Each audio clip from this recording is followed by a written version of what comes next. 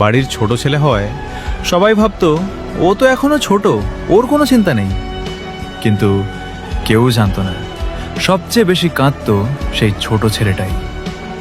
ছোটবেলায় বাবা কাজে গেলে সে দরজায় দাঁড়িয়ে অপেক্ষা করত। মা বলতেন, বাবা তোর আব্বু সন্ধ্যায় আসবে। সন্ধ্যা হলেই দৌড়ে গিয়ে বাবার ব্যাগটা নিয়ে বলতো, আব্বু আজ আমার জন্য কি খেয়ে এনেছ? বাবা হেসে মাথায় হাত বুলিয়ে দিতেন। সময় বদলে গেল। একদিন বাবা পৃথিবী ছেড়ে চলে গেলেন। সেদিন প্রথমবার বাড়ির ছোট ছেলেটা বুঝল কিছু মানুষ একবার চলে গেলে আর কোনোদিন ফিরে আসে না। এরপর বড় ভাই প্রবাসে চলে গেল, বোনের বিয়ে হয়ে গেল। একসময় যে বাড়িতে হাসির শব্দ ছিল সেই বাড়িটা নীরব হয়ে গেল। মা বারান্দায় বসে থাকতেন আর ছোট ছেলে চুপচাপ মায়ের পাশে বসে থাকত। এক রাতে মা বললেন, বাবা তুই তো সবার ছোট ছিলি, কিন্তু আজ তুই আমার সবচেয়ে বড় ভরসা।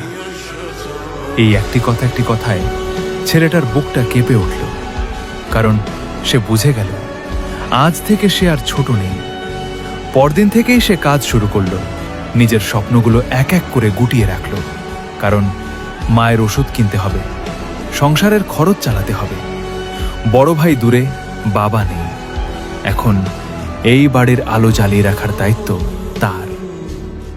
একদিন রাতে মা ঘুমিয়ে পড়েছেন। ছেলেটা একা ছাদে দাঁড়িয়ে আকাশের দিকে তাকিয়ে কাঁদছিল। সে আস্তে করে বলল, আব্বু আমি তো এখনো আপনার ছোট ছেলে, এত বড় দায়িত্ব কিভাবে সামলাবো? কোনো উত্তর আসেনি, শুধু আকাশের তারাগুলো জ্বলছিল। হয়তো বাবা কোথাও থেকে দেখছিলেন।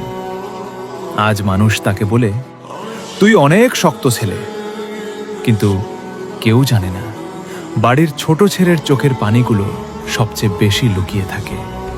কারণ সে কাঁদলে মায়ের মন ভেঙে যাবে, তাই সে হাসে শুধু মায়ের মুখে হাসি রাখার জন্য।